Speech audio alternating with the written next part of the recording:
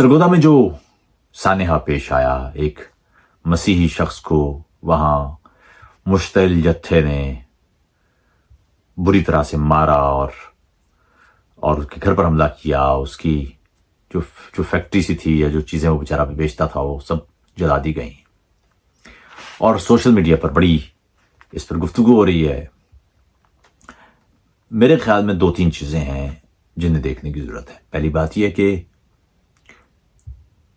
ये वाकया कोई अछूता वाकया नहीं है। हमारे यहाँ अक्सर आपने सुना होगा कि साहब 25 करोड़ का मुल्क है तो ये इक्का दुक्का वाकयात होते ही रहते हैं। सब ये इक्का दुक्का वाकयात नहीं है, ये इक्का दुक्का वाकयात आपके सामने आ रहे हैं, या ये इक्का दुक्का वाकयात इस शिद्दत के हैं। ब्लास्फेमी के नाम पर, तौहीन मज़हब और तौहीन कुरान के नाम पर, तौहीन रिसालत के नाम पर वहां हर रोज ही गली कूचों में ही बहस हो रही है। शिद्दत पसंदी का नासूर रियासती सरपरस्ती में नीचे तक दाखिल हो चुका है। यानी एक आम फर्द है जो ठीक से कलमा नहीं पढ़ सकता, वो भी शिद्दत पसंदी के रास्ते में निकला हुआ है। जब कोई माशरा इस हद तक जहरीला हो जाए तो फिर वहां कोई भी शख्स वो महफूज नहीं रहता, और खास तौर पर वो तबके जो कमजोर होते हैं वो बिल्कुल महफूज नहीं रहते। अब मजमूई तौर पर चूंकि पाकिस्तान में गैर मुस्लिमों की तादाद बहुत थोड़ी है, कोई 2.5-3% है, लेकिन अब ये देखिए कि 2.5-3% से खौफ है अक्सरियत को कि हमारे पैगंबर की तौहीन हो जाएगी। आपने कभी देखा है कि किसी और ने ये कंप्लेन की हो कि आपने हमारे पैगंबर की, हमारे भगवान की तौहीन की है? यानी आप ये देखिए कि किस अंदाज का एक जाहिलाना रवैया है ये कि आप मामूली से जो जाती मफादात के झगड़े हैं उनमें भी मजहब ले आते हैं। अब मसला उस रियासत का ये है, एक तो ये बहुत हसास मामला है, इस पे बात करने को कोई तैयार नहीं होता। दूसरा ये कि आप कोई भी गुफ्तगू शुरू करें किसी भी मौजू पर, आप फल्कियात पर गुफ्तगू करें या साइंस पर या टेक्नोलॉजी पर, रियाजी पर, नफ्सियात पर, आप ये ट्राई करके देख लें। आप किसी भी मौजू पर गुफ्तगू शुरू करें, वो तीसरे चौथे जुमले के बाद, ये भी मैं ज्यादा बता रहा हूं, वो मजहब पर ही हो रही होगी या मजहब पर, और अगर मजहब पर नहीं होगी तो पहले सियासत पर होगी और फिर मजहब पे आ जाएगी। यानी मजहब पर ही रहेगी गुफ्तगू। अब एक ऐसा माशरा जहां गुफ्तगू होती ही मजहब पर है, वहां किसी भी आदमी पर मजहब का मजाक उड़ाने या मजहब की तौहीन करने का इल्जाम लगाया जा सकता है। मजमूई तौर पर आप ये देखिए कि मजहब जैसा हसास मामला, उस रियासत ने खुद उस पर सजाए मौत रखी हुई है। यानी आप खुद सोचिए कि किस दौर में है हम। इसकी मिसाल इस तरह से है कि साहिबों, मैं आपसे एक सवाल करना चाहता हूं। बहुत सारे लोगों के, इनको शायद मेरी बात बुरी लगे, बहुत सारे खास तौर पर जो हमारे मजहबी दोस्तों के, उनको मेरी बात बुरी लगेगी। दुनिया भर में साहिबों जब भी कोई सजा दी जाती है ना, तो वो जुर्म की मुताबिकत सी दी जाती है। जो भी जुर्म होगा उसके मुताबिक सजा होगी। अगर एक शख्स कोई चोरी करता है तो उसको चोरी की सजा मिलेगी, कोई डाका मारता है तो डाका की सजा मिलेगी, कोई कत्ल करता है तो कत्ल की सजा मिलेगी। आप इमेजिन कीजिए कि कोई शख्स चोरी करे, उसको कत्ल की सजा दे दें। किसी ने घड़ी चोरी की है या किसी ने मोबाइल चोरी किया है या छीना है, उसको सजाए मौत अगर रखते तो कैसा होगा? कोई इंसाफ होगा? तौहीन मजहब का मामला भी ऐसा ही है। एक शख्स पर इल्जाम है कि उसने हमारे पैगंबर को गाली दी है, या उसने मुकद्दस गाय को इंडिया में वो ज़िबा कर दिया है, या हमारे मुकद्दस किताब की तौहीन की है। सवाल यह है कि क्या इस जुर्म पर सजाए मौत हो जाएगी? यानी एक शख्स मुझे गाली दे, मेरे बाप को गाली दे, मेरी मां को गाली दे, उस शख्स को जरूर सजा मिलना चाहिए, लेकिन क्या सजाए मौत मिलना चाहिए?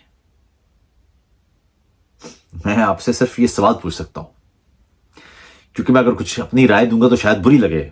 हो सकता है बहुत सारे लोग, उनको तकलीफ पहुंचे इससे। तकलीफ पहुंचाना तो मकसद नहीं है, सवाल करना मकसद है। आप खुद बताइए, ये किसी भी उसूल के मुताबिक इंसाफ हो सकता है कि एक शख्स ने मेरे पैगंबर को गाली दी, उसको सजाए मौत हो जानी चाहिए, उसका सर तन से जुदा हो जाए? वही क्या कह रहे हैं आप? یعنی کیا کہہ رہے ہیں اور کیوں کہہ رہے ہیں ایسا آپ؟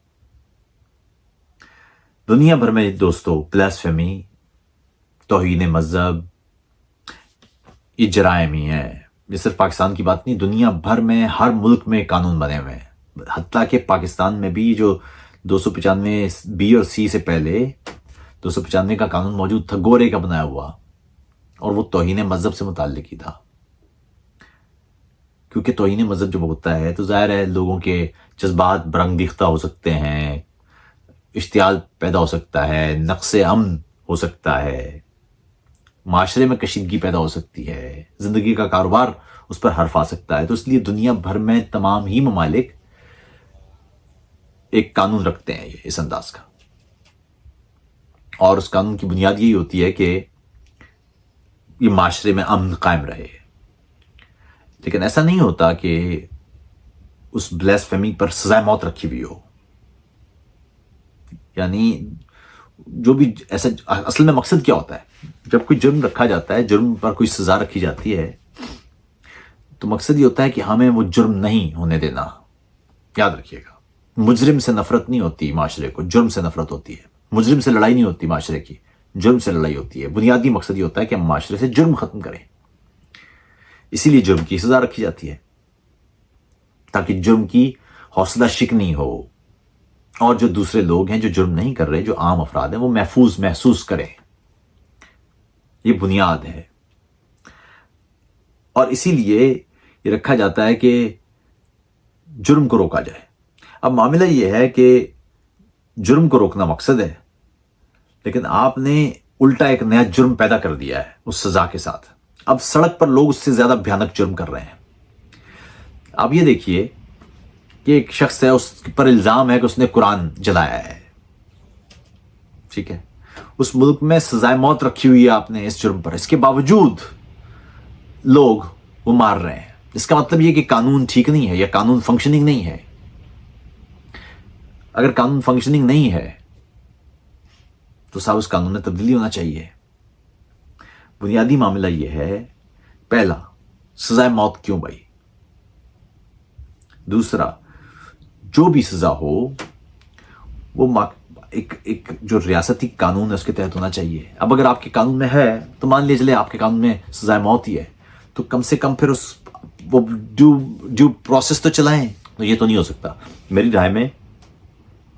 رائے میں اس پر نظر ثانی کی ضرورت ہے، اور اپنے معاشرے میں جہاں جہاں بھی اس انداز کی تشدد پسندی، شدت پسندی ہو، اسے رد کرنے کی کوشش کریں. کیونکہ میری رائے میں اس انداز کے واقعات جو آپ کو نظر آ رہے ہیں، جو سرگودا میں ہوا، اس سے پہلے بھی آپ نے دیکھا ہے.